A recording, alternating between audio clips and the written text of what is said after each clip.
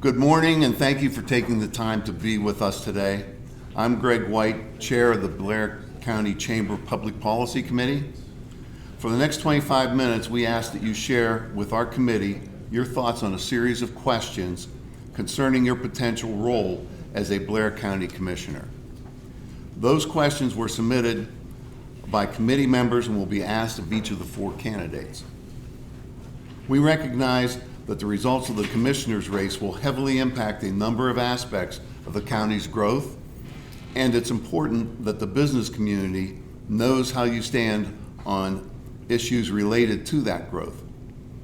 As we indicated when we invited you, we are taping our sessions this morning, and we'll make them available via YouTube to anyone who would like to have access to them.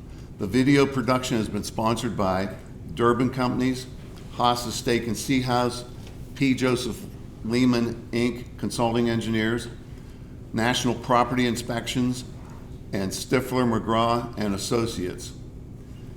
So let's begin our questions with candidate Laura Burke.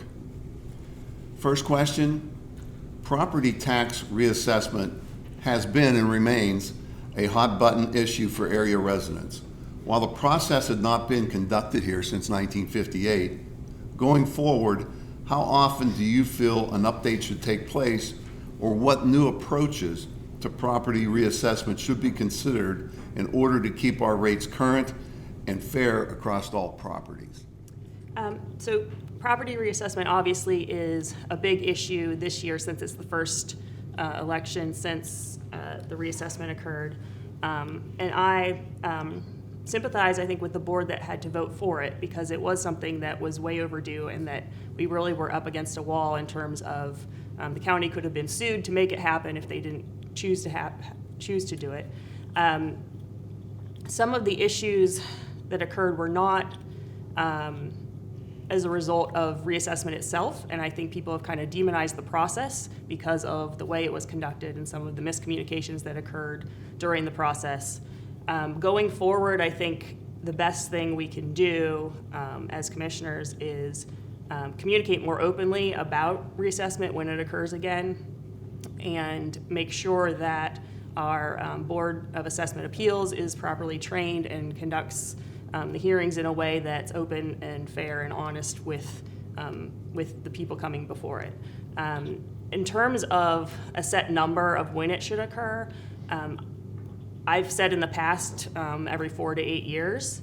I don't think that's a hard and fast number, and I think that's something that actually the state government should be looking at in terms of making it a statewide rule, so that we don't have these situations where counties are, some counties are getting way behind. Counties or areas like Allegheny are way faster in their turnover and when they reassess.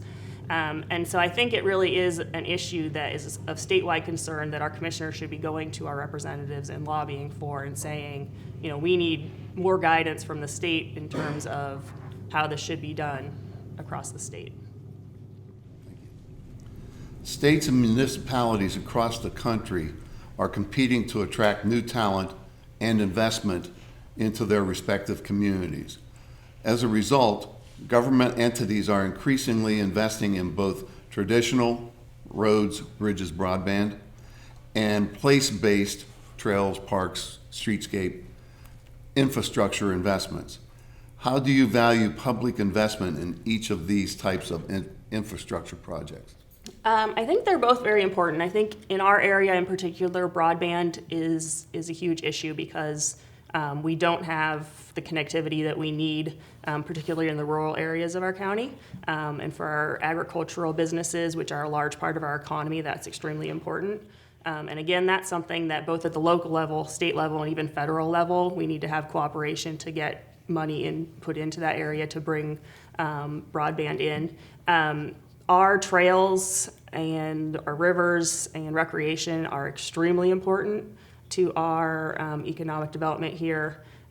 When I was in leadership Blair County, when we did our orientation, one of the programs that we went through was talking about what all of the members of our class enjoyed about Blair County, and almost everyone had some sort of outdoor recreation item that they had on their list. And so I think there's a consensus that that's one of the big draws to our area for businesses and for the workers that they want to attract to their businesses. So I think that we really need to have public-private partnerships. I met with Rails to Trails before the primary, and they really have interest in connecting their trail so that it connects with the other networks, and I think that would be a huge draw for tourism in our area, and just more outdoor opportunity. Thank you.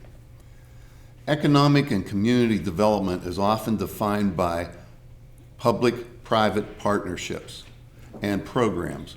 What programs, incentives, and partnerships do you see as effective in promoting new investment in our community?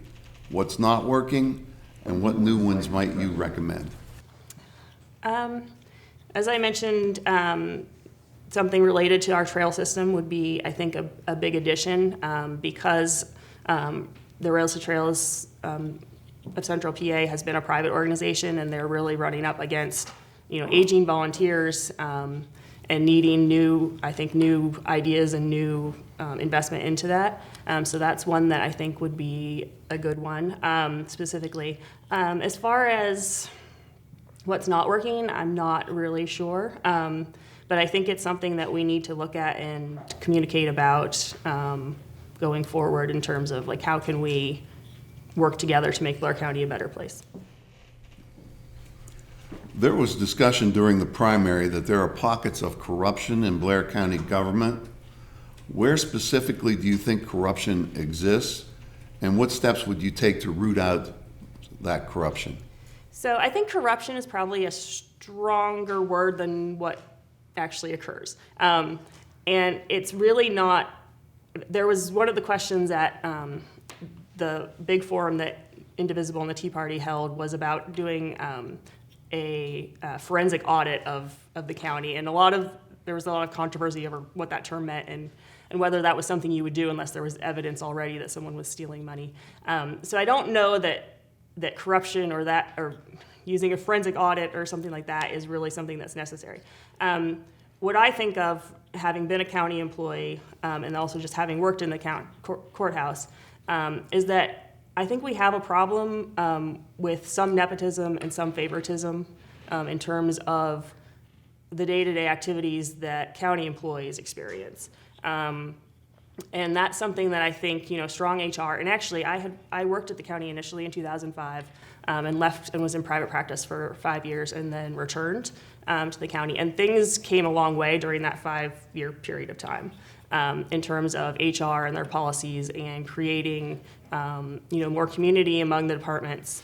But I think to run efficiently, you have to have, fair standards for your workers. And one of the big things that the commissioners do is manage the courthouse.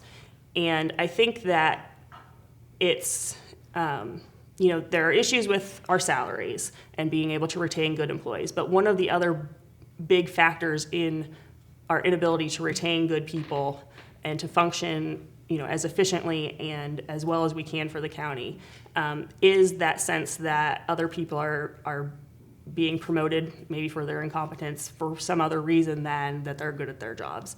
And I think that's something that we have to be careful about going forward. And that requires, I think, strong HR, strong training for department heads, and really, driving home community within the departments as well.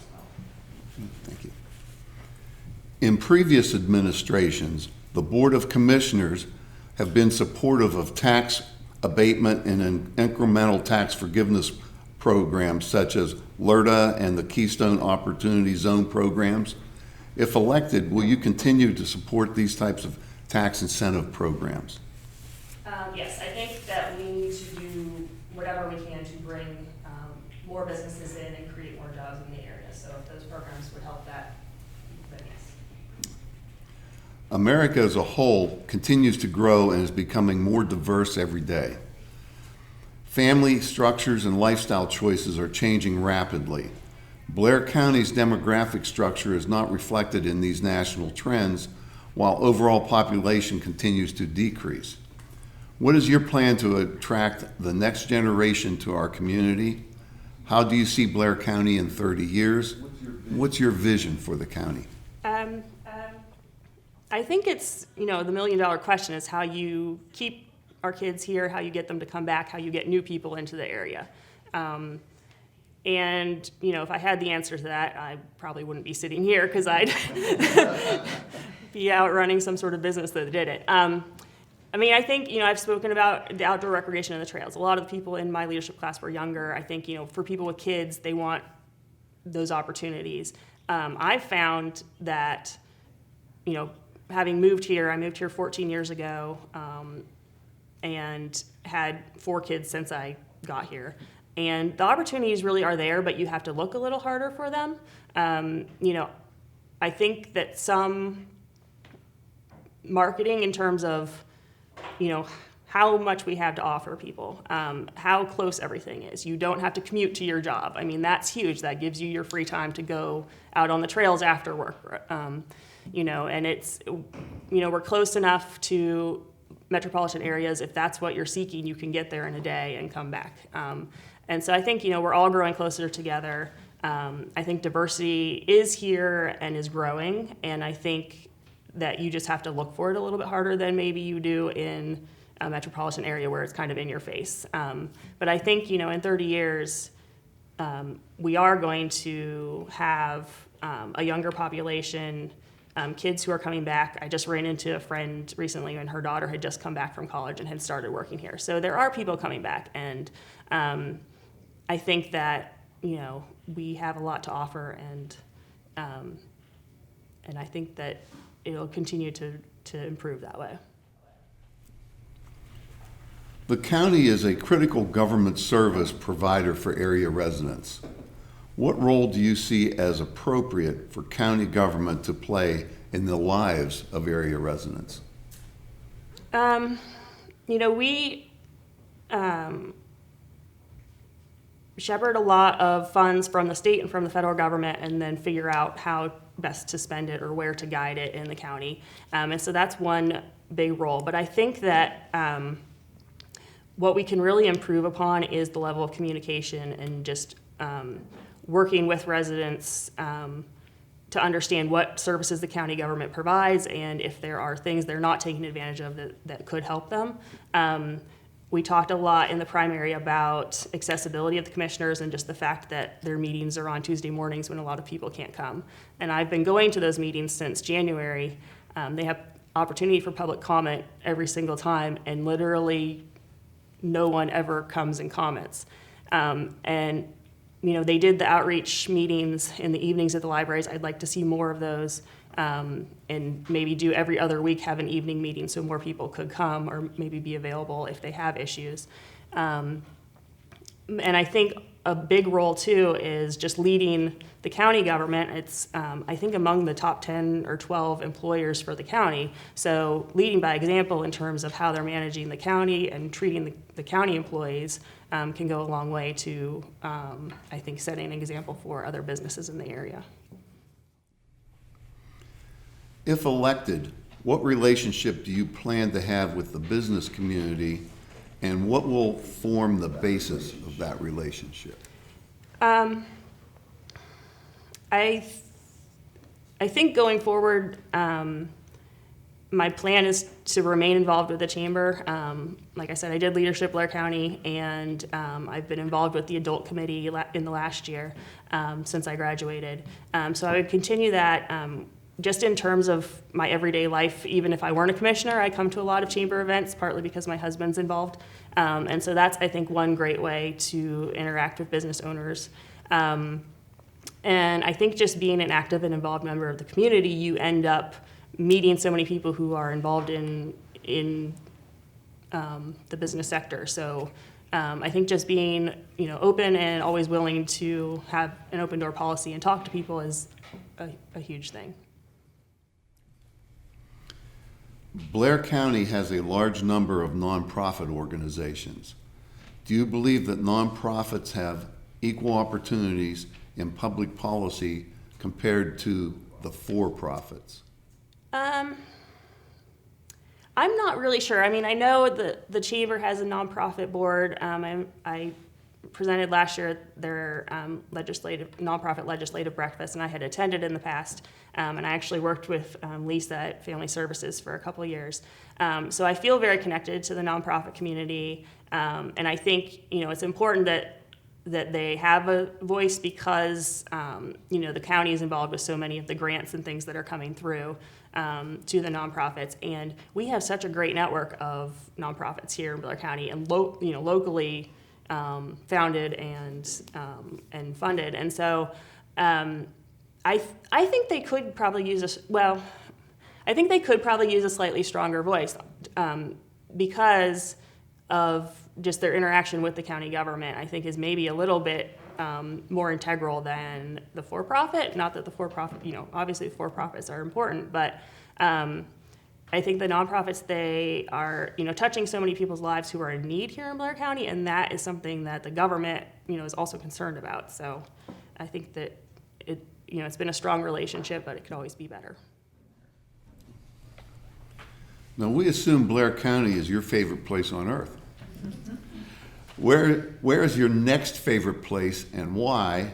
And what could Blair County learn from that community and your experience? It's an interesting question because I grew up on the West Coast and left for college. I went to college in Virginia and then went to law school in St. Louis, Missouri, and came here right after graduation. And so my real adult life has all been spent here in terms of, where I've voted, where I've been an adult and really been engaged in the community from the adult side of things. So I would say my second favorite place is probably Seaside, Oregon. And I grew up going there for family vacations and actually took my family there this summer. And I can't really, I don't know what they're doing right other than it is a tourist destination. And so, for here, our tourism is, I think, tied to the mountains and our rivers. So rails to trails, curve, those sorts of things, I think really draw people in. And I think we should promote them. Well, that's all the tough questions we have for you this morning. Thank you for being here.